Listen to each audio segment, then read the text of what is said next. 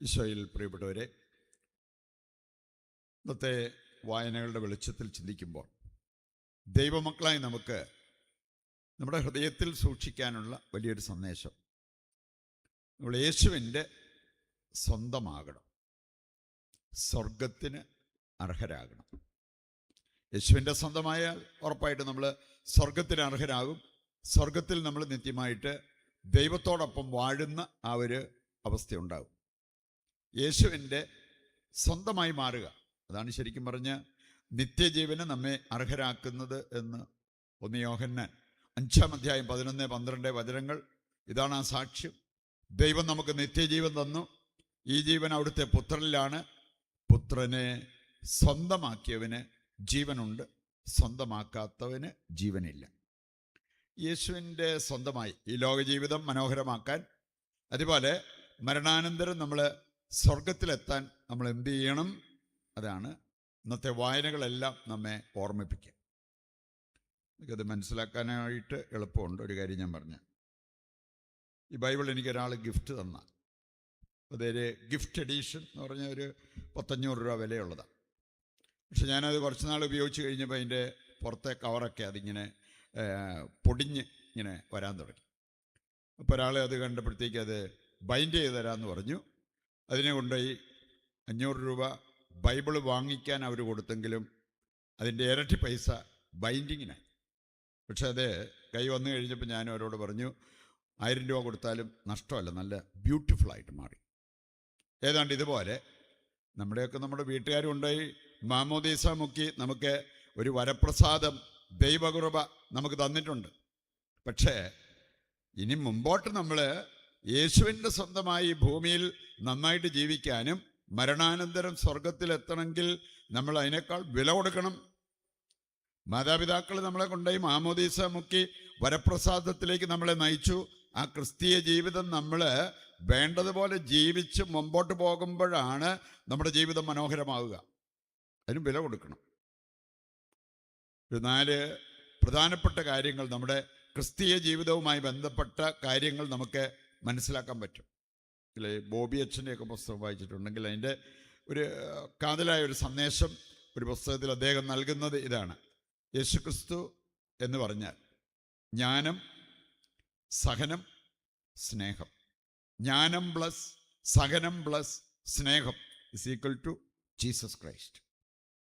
ശരിക്കും ഒരു ക്രിസ്ത്യാനിക്ക് ഈ 3 കാര്യങ്ങളില്ലെങ്കിൽ പിന്നെ എങ്ങനെ ക്രിസ്ത്യാനിയാവും? ഒരാളെ യഥാർത്ഥ ക്രിസ്ത്യാനിയാക്കുന്ന കാര്യങ്ങളാണ് ഇവിടെ പറഞ്ഞിരിക്കുന്നത്. ഒന്ന്, ദൈവത്തെ നമ്മൾ അറിയണം. നമുക്കറിയാമല്ലോ, മത്തായി 6-ാം അധ്യായം അതിൻ്റെ കാതലായ സന്ദേശം, ആദ്യവചനങ്ങളൊന്ന് വായിച്ചാൽ മതി. നീ പ്രാർത്ഥിക്കുന്ന വ്യക്തിയാണോ? നീ പ്രാർത്ഥിക്കാൻ ഇഷ്ടപ്പെടുന്ന വ്യക്തിയാണോ? നിനക്ക് പ്രാർത്ഥനാനുഭവം വേണോ? നീ ചെയ്യേണ്ടത് മുറിയിൽ കടന്ന് കഥ കടച്ചിട്ട് രഹസ്യമായിട്ട് നിന്റെ ദൈവത്തോട് പ്രാർത്ഥിക്കുക. എല്ലാവരും കാണിക്കാൻ വേണ്ടിയുള്ള പ്രാർത്ഥനയാണെങ്കിൽ നമ്മൾ അകത്തിരിക്കത്തില്ല, പുറത്തേ ഇരിക്കത്തുള്ളൂ. ഇവിടെ അതല്ല. നീ രഹസ്യമായിട്ട് പ്രാർത്ഥിക്കുക. രഹസ്യങ്ങൾ അറിയുന്ന പിതാവ് നിനക്ക് പ്രതിഫലം തരും. ആ പിതാവുമായിട്ട് നിനക്ക് ബന്ധം സ്ഥാപിക്കാൻ പറ്റും. ഇത് വേറെ ആരും കാണണമെന്നില്ല, കണ്ടാലും കുഴപ്പമൊന്നുമില്ല. അവരെന്ത് വേണേലും പറഞ്ഞോട്ടെ, എനിക്കെൻ്റെ ദൈവവുമായിട്ട് ഈ ഒരു ബന്ധം സ്ഥാപിക്കാൻ പറ്റണം. അതിന് ഇരുന്ന് പ്രാർത്ഥിച്ച് ജ്ഞാനമുള്ളവരായി മാറുക എന്നുള്ളതല്ലാതെ വേറെ മാർഗ്ഗമില്ല. നമ്മൾ കാണുന്നുണ്ടല്ലോ, യാക്കോബ് 1:5 പറയുന്നത്, നിനക്ക് ജ്ഞാനം കുറവാണെന്ന് തോന്നുന്നുണ്ടോ? ദൈവത്തെക്കുറിച്ച് വേണ്ടതുപോലെ അറിവില്ലെന്ന് തോന്നുന്നുണ്ടോ? ഇരുന്ന് പ്രാർത്ഥിക്കുക. ഇരുന്ന് പ്രാർത്ഥിക്കുമ്പോൾ ആ ജ്ഞാനം നിനക്ക് ലഭിക്കും. അങ്ങനെയുള്ളവർക്കാണ് യേശുവിനെ അറിഞ്ഞ് യേശുവിൻ്റെ സ്വന്തമാക്കാൻ പറ്റുക. യേശുവിനെ അറിയാതെ, യേശുവിനെ അനുസരിക്കാതെ സ്വർഗത്തിൽ പോകാൻ പറ്റത്തില്ലെന്നുള്ളത് കൃത്യമായിട്ട് ദൈവവചനം നമ്മെ ഓർമ്മിപ്പിക്കുന്ന ഒരു കാര്യമാണ്. ഇന്നത്തെ ആദ്യ വായന ജെറമ്യാ പ്രവാചകനുണ്ടായ സഹനത്തെക്കുറിച്ചാണ്. ജെറമ്യയുടെ പുസ്തകം 15-16 അധ്യായങ്ങളൊന്ന് വായിച്ചാൽ നമുക്കൊരു കോംപ്ലക്സിനെ കുറിച്ച് പഠിക്കാൻ പറ്റും. കോംപ്ലക്സ് നമുക്കറിയാമല്ലോ, ഇൻഫീരിയോറിറ്റി കോംപ്ലക്സ്, അപകർഷതാബോധം. എൻ്റെ നേരെ വിപരീതമാണ് സുപ്പീരിയോറിറ്റി കോംപ്ലക്സ്. ഞാനാണ് കേമൻ, ഞാൻ പറയുന്നതിലേ കാര്യമുള്ളൂ, അങ്ങനെ ചിന്തിക്കുന്നത്. അങ്ങനെ പല ടൈപ്പ് കോംപ്ലക്സിനെ കുറിച്ച് നമുക്ക് ചിന്തിക്കാൻ പറ്റും. ഒരു കോംപ്ലക്സ് ആണ് ജെറമിയ കോംപ്ലക്സ്. ഇതറിയാൻ വേണ്ടിയാണ് ഞാൻ പറഞ്ഞത്. ഇന്നത്തെ ആദ്യ വായന അതിൻ്റെ ഒരു ഭാഗമാണ്. ജെറമിയ 15ഉം 20ഉം 2 അധ്യായങ്ങളൊന്ന് വായിച്ചാൽ മതി. ജെറമിയ കോംപ്ലക്സ് എന്താണെന്ന് നമുക്ക് പഠിക്കാൻ പറ്റും. ജെറമിയായെ ദൈവം പ്രത്യേകം തിരഞ്ഞെടുത്തു എന്ന് പറഞ്ഞാൽ, ഒരു ബാലനായിരുന്നപ്പോൾ അവനെ തിരഞ്ഞെടുത്തു. അവൻ പറയുന്നുണ്ട്, ഞാൻ കേവലം ബാലൻ, ഡോണ്ട് വറി. അതാണ് ദൈവം പറഞ്ഞത്. നീ അതേക്കുറിച്ചൊന്നും ഓർത്ത് ഭയപ്പെടേണ്ട കാര്യമില്ല. ഞാനാണ് നിന്നെ തിരഞ്ഞെടുത്തത്. നീ ആ ബോധ്യത്തോടെ മുമ്പോട്ട് പോയാൽ മതി. ഞാൻ പറയുന്നത് നീ പറയുക. അതിനുള്ള ധൈര്യം കാണിച്ചാൽ മതി. ഞാൻ നിൻ്റെ കൂടെ ഉണ്ടാവും. ഇനി ധൈര്യമില്ലെങ്കിൽ നിന്നെ ഞാൻ പരിഭ്രാന്തനാക്കും. 1:17 വായിക്കുമ്പോൾ നമ്മൾ കാണുന്ന ഇത്രയും വലിയ ദൗത്യം, അതായത് ഇടിച്ചു പൊളിക്കാൻ, പണിതുയർത്താൻ, പിഴുതെറിയാൻ, നട്ടു വളർത്താൻ, നിസ്സാര കാര്യമാണ് ഇതെല്ലാം. ഇത്രയും വലിയൊരു ദൗത്യം ഏറ്റെടുത്ത വ്യക്തിയാണ്. എന്നിട്ട് ആ മനുഷ്യൻ കുത്തിയിരുന്ന് പറയുന്നത് കേൾക്കാൻ പറ്റും, ഞാൻ ജനിക്കണ്ടായിരുന്നു, അമ്മയുടെ ഗർഭപാത്രത്തിൽ വെച്ച് ഞാൻ മരിച്ചു പോയാൽ മതിയായിരുന്നു. ഇനി ഞാൻ ജനിച്ചെന്നും പറഞ്ഞ് എൻ്റെ ഭർത്താവിന് വിവരം കൊടുത്തവൻ ശപിക്കപ്പെട്ടവനാകട്ടെ. അവനെന്ത് പാപം ചെയ്തിട്ട്, തെറ്റ് ചെയ്തിട്ട്? നിൻ്റെ ഭാര്യ പ്രസവിച്ചെന്ന് പോയി പറഞ്ഞത്, അവനും കിട്ടിയൊരു ശാപം. ഇതുപോലെ ചിലരെ കാണാൻ സാധിക്കും, ദൈവം നൽകിയ നന്മകളെല്ലാം കൂടെ മറന്നിട്ട് എന്തെങ്കിലും ഒരു കാര്യം അല്പം നമുക്ക് വേദന ഉളവാക്കുന്ന അല്ലെങ്കിൽ അപമാനമുളവാക്കിയ ഒരു കാര്യം അതിങ്ങനെ വാനോളം പൊക്കിപ്പിടിച്ച് അതേക്കുറിച്ച് തന്നെ പറഞ്ഞുകൊണ്ടിരിക്കും. അതിനാണ് ജെറമിയ കോംപ്ലക്സ്. അതിന് പകരം ദൈവമക്കൾ ചെയ്യേണ്ട ഒരു കാര്യം, നമ്മൾ ദൈവം ചെയ്ത നന്മകൾ അത് മനസ്സിലാക്കണം, തിരിച്ചറിയണം, അത് ഏറ്റുപറയണം, കർത്താവിന് സാക്ഷ്യം വഹിക്കണം. ശരിക്കും ഇവിടെ എല്ലാ ശനിയാഴ്ചയും കുറച്ച് പേര് സാക്ഷ്യങ്ങളൊക്കെ പറയാറുണ്ട്. ശരിക്കുള്ള സാക്ഷ്യം അതാണോ? ശരിക്കുള്ള സാക്ഷ്യം ദൈവത്തെ അറിഞ്ഞിട്ട് നമ്മുടെ ജീവിതം കൊണ്ട് ആ ദൈവത്തിന് സാക്ഷികളായി മാറുക. ഞാൻ അറിഞ്ഞ ദൈവത്തിൽ നിന്ന് അകന്നു പോകുന്നൊരു കാര്യമില്ല. ആ ദൈവത്തിനെതിരെ പാപം ചെയ്യുന്ന ഒരു കാര്യം എനിക്ക് ചിന്തിക്കാൻ പോലും പറ്റത്തില്ല. അതാണ് സാക്ഷ്യം, ജീവിത സാക്ഷ്യം.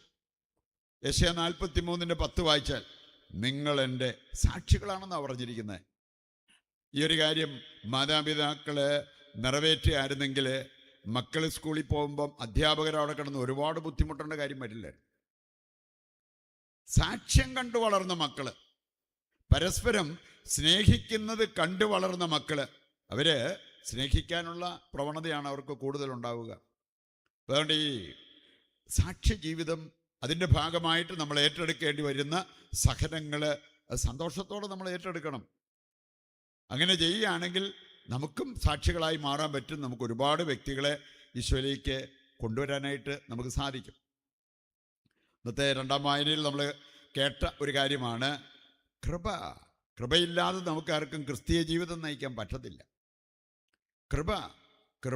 കൃപയുടെ ദാതാവ്. ഈ കത്തോലിക്ക സഭയുടെ മതബോധന ഗ്രന്ഥം 12:10 വായിച്ചാൽ അവിടെ പറഞ്ഞിരിക്കുന്ന ഒരു കാര്യമുണ്ട്, നമുക്കെല്ലാ കൂദാശകളും കൃപ നൽകും. വിശുദ്ധ കുർബാനയാണേലും, കുമ്പസാരമാണേലും, വിവാഹം എന്ന കൂദാശയാണേലും, രോഗീലേപനമാണേലും ഏതുമായിക്കോട്ടെ, കൃപ നൽകും. പക്ഷേ വിശുദ്ധ കുർബാനയുടെ ഒരു പ്രത്യേകത, അത് സഭ തന്നെ പഠിപ്പിക്കുന്നുണ്ട്, കൃപയുടെ ദാതാവിനെ നൽകുന്നതാണ് വിശുദ്ധ കുർബാന. നിങ്ങൾക്ക് വൈദികനാകാൻ പറ്റിയില്ലെങ്കിലും കന്യാസ്ത്രീയാകാൻ പറ്റിയില്ലെങ്കിലും എന്നാ കുഴപ്പം? സമർപ്പണ ജീവിതം, പൗരോഹിത്യം അതൊരു കൂദാശയാണ്.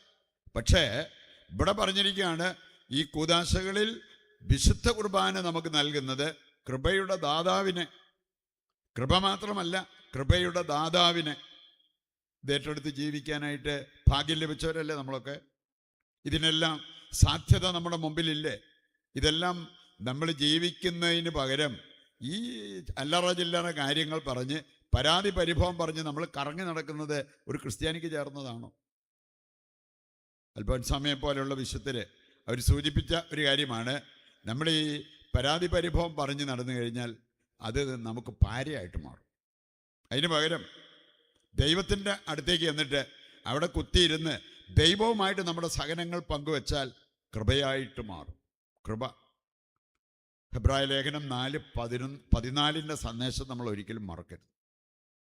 മറ്റാരും ഏറ്റെടുത്തിട്ടില്ലാത്തൊരു കാര്യം ഏറ്റെടുത്തവനാണ് യേശു ക്രിസ്തു.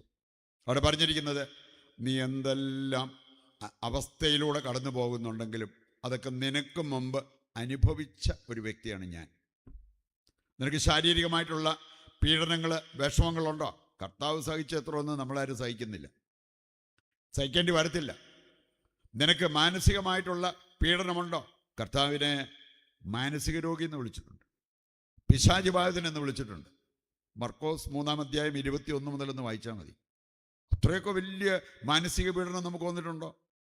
അതുകൊണ്ടാണ് കർത്താവ് പറഞ്ഞത്, നിനക്ക് മുമ്പ് ഞാനിതെല്ലാം അനുഭവിച്ചിട്ടുണ്ട്. അതുകൊണ്ട് നിന്നെ മനസ്സിലാക്കാനും നിന്നെ സഹായിക്കാനും ഏറ്റവും കഴിവുള്ളത് യേശുക്രിസ്തുവാണ്. അവൻ്റെ അടുത്തേക്ക് പോകാതെ നമ്മൾ ഈ വല്ലവരുടെയും പുറകെ ഓടി നടക്കുന്നത് എന്ത് ശുദ്ധ മണ്ടത്തരാണ്. നമുക്കതുകൊണ്ട് കൃപ ലഭിച്ച് ആ കൃപയുടെ നിറവിൽ നന്നായിട്ട് നമ്മുടെ ക്രിസ്തീയ ജീവിതം നയിക്കണമെങ്കിൽ പ്രാർത്ഥനയാണ് പ്രധാനപ്പെട്ടത്. എന്തു വന്നാലും നമ്മൾ ഓടേണ്ടത് കർത്താവിൻ്റെ പക്കലേക്കാണ് എന്ന കാര്യം നമ്മൾ വിസ്മരിക്കരുത്. കത്തോലിക്ക സഭ പഠിപ്പിക്കുന്നൊരു കാര്യം, മതബോധന ഗ്രന്ഥം അതിൻ്റെ 164 ഒന്ന് വായിച്ചാൽ മതി. അവിടെ പറഞ്ഞിട്ടുണ്ട്, ഈ ഭൂമിയിൽ ജനിച്ചു വീഴുന്ന ഏതൊരു വ്യക്തിയും ഒരു ദിവസം നേരിടേണ്ടി വരുന്ന ഒരു യാഥാർത്ഥ്യമുണ്ട്, അതാണ് സഹനം. അതില്ലാതെ പറ്റത്തില്ല. നമുക്കറിയാലോ, 2 തീമോത്തി 3:12, യേശുവിനോട് ഐക്യപ്പെട്ട് വിശുദ്ധ ജീവിതം നയിക്കാൻ ആഗ്രഹിക്കുന്നവരൊക്കെ പീഡിപ്പിക്കപ്പെടും. അതാ പ്രഭാഷകൻ 2-ാം അധ്യായം ആദ്യ വചനം എടുത്താൽ, കർത്തൃ ശുശ്രൂഷയ്ക്ക് നീ ഒരുങ്ങുമ്പോൾ സഹനം, പരീക്ഷണം നീ പ്രതീക്ഷിക്കണം. അതില്ലാതെ കണ്ടുള്ള ഒരു ശുശ്രൂഷ ജീവിതം നീ നോക്കണ്ട. ഇതൊക്കെ നമ്മൾ ബോധ്യപ്പെട്ട് മുമ്പോട്ട് പോവുകയാണെങ്കിൽ പിന്നെ ഈ പറഞ്ഞ പരാതി പരിഭവത്തിന് എവിടെയാണ് സ്ഥാനം ഉണ്ടാവുക? ഈ ജെറമിയ കോംപ്ലക്സിന് എവിടെയാണ് നമ്മുടെ ജീവിതത്തിൽ സ്ഥാനമുണ്ടാവുക? നമുക്കതുകൊണ്ട് ഈ സഹനം വരുമ്പോൾ അതിനെ സമീപിക്കുന്ന രീതികൾ അത് നമുക്ക് മനസ്സിലാക്കിയിരിക്കാൻ പറ്റും. ചിലരെ സംബന്ധിച്ചിടത്തോളം കുരിശിൻ്റെ ശത്രുക്കളാണ് സഹനം. അത് പറ്റില്ല. അത് ഒഴിവാക്കാൻ വേണ്ടി എന്ത് ചെയ്യണം? എന്തും ചെയ്യും. അങ്ങനെ പോയിക്കൊണ്ടിരിക്കുന്നവരുണ്ട്. ഫിലിപ്പിയർ 3-ാം അധ്യായം 18 മുതൽ 20 വരെ ഒന്ന് വായിച്ചാൽ മതി. കുരിശിൻ്റെ ശത്രുക്കളായിട്ട് കഴിയുന്നവർ, സുഖജീവിതം മാത്രം ലക്ഷ്യം വെച്ച് ജീവിക്കുന്നവർ. രണ്ടാമതൊരു കൂട്ടരാണ് ഈ സഹനം വരുമ്പോൾ ഒരുപാട് പരാതി പരിഭവം പറയുന്നവർ. മൂന്നാമതൊരു കൂട്ടരെ കാണാൻ സാധിക്കും, അവരാണ് സഹനം ക്ഷമയോടെ ഏറ്റെടുത്ത് മുമ്പോട്ട് പോകുന്നവർ. അതിന് നമുക്കൊരു സ്വർഗീയ പുണ്യം വേണം. ഇംഗ്ലീഷിൽ പറയും ഫോർട്ടിറ്റ്യൂഡ്, മനസ്ഥൈര്യം. അതില്ലാത്തവർക്ക് സഹനത്തിന് മുമ്പിൽ അവരുടെ നിയന്ത്രണം പോവും, അവർക്ക് കൺട്രോൾ കിട്ടത്തില്ല. മനസ്ഥൈര്യമുണ്ടോ? നെഞ്ചു വിരിച്ച് നിന്ന് നമുക്ക് ആ സഹനത്തെ നേരിട്ട് മുമ്പോട്ട് പോകാനായിട്ട് അത് നമ്മെ സഹായിക്കും. അപ്പോൾ ആ ഒരു കാര്യം നമുക്ക് വളരെ പ്രധാനപ്പെട്ടതാണ് എന്ന് മനസ്സിലാക്കിക്കൊണ്ട് നമ്മൾ മുമ്പോട്ട് പോകണം. അവസാനത്തെ ഒരു കൂട്ടൻ എന്ന് പറഞ്ഞാൽ അവിടെ എത്താൻ വലിയ പാടാണ്. സഹനം കൊതിച്ചവർ, മഗ്ദലന ദേ പാസി, അവരുടെ ഒരു പ്രാർത്ഥന എന്തായിരുന്നു? കർത്താവെ, സഹിക്കാൻ ഞാൻ കൊതിക്കുന്നു, അതുകൊണ്ട് എനിക്ക് ഈ ലോക ജീവിതം കുറച്ചുകൂടെ നീട്ടിത്തരണേ. ഈ ലോക ജീവിതം സുഖമായി ജീവിച്ച് മാക്സിമം എൻജോയ് ചെയ്യാൻ വേണ്ടിയല്ല, ഭൂമിയിലെ സഹനമുള്ളു. അതുകൊണ്ട് ഈ ഭൂമിയിൽ എനിക്ക് കൂടുതൽ കാലം ജീവിച്ച് സഹിക്കണം, സഹിക്കാൻ ഞാൻ കൊതിക്കുന്നു എന്ന് ഏറ്റുപറഞ്ഞ ഒരു വിശുദ്ധിയാണ്.